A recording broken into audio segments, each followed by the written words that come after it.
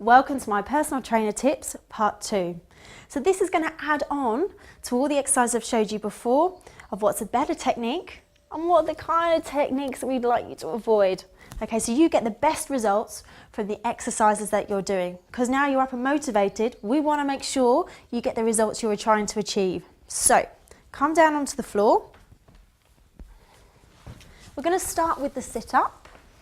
So the first thing I want you to think about is what's happening with your neck. So if you lay yourselves down, chin off the chest, hands are back.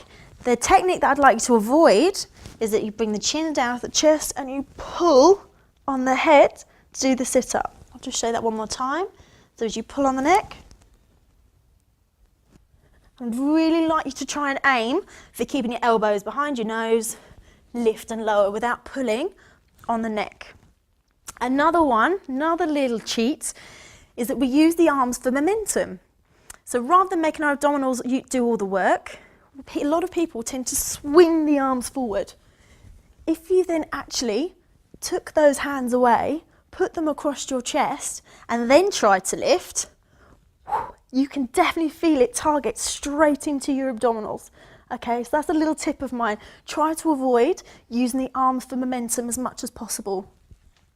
The very last one is generally a sign that sometimes you need to just have a rest and go back in with the technique, is that when the feet start to lift up off the floor. So when people are getting tired, the body will try and assist you to keep doing a sit-up. So as you lift, the feet might come up, or you might find one foot wants to come up. Try and keep the feet planted, have a little break, let the abdominals recover, keep the feet down, keep the knees hip width, keep that chin lifted, and lift and lower. Okay, so this is your correct sit-up technique. Fantastic. So great way to start blasting those abs. Now, we're going to move on to the back. So we make sure we're nice and balanced. Good old favourite move is called the back extension. It's going to be working all the way down the back of the spine. There's lots of different levels, and I'm just going to show you a couple of them and show you the ideas that we want to try and avoid and the ideas that we want to keep in touch with. Okay, so roll yourself down. Now, if you're first beginning to do a back extension, take the feet hip width, but you're often offered the option of popping your hands either side as support.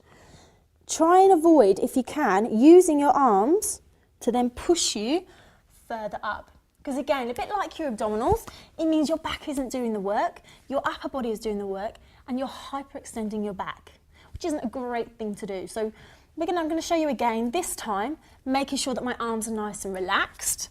So this is a nice, easy back extension. So this is the correct way. So again, my arms aren't doing any of the work.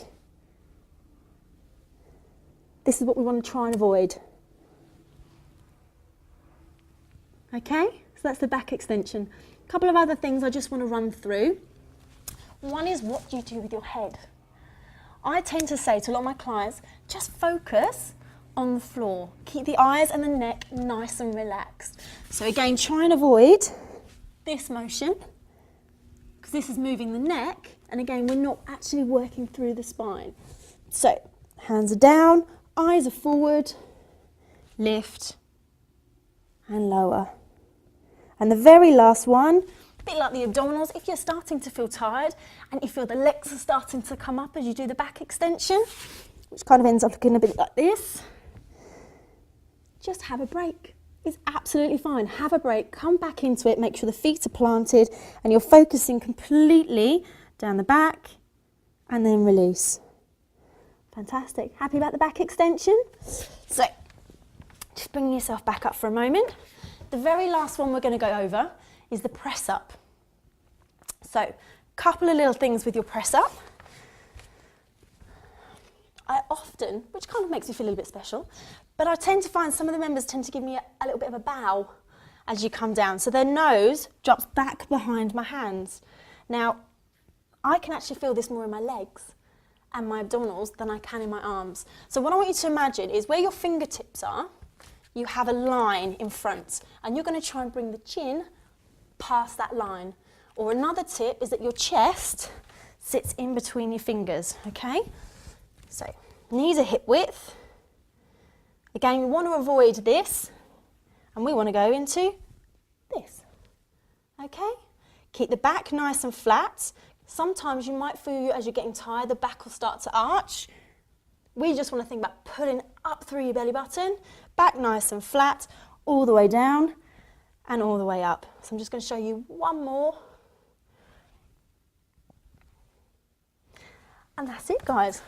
That's my personal trainer top tips.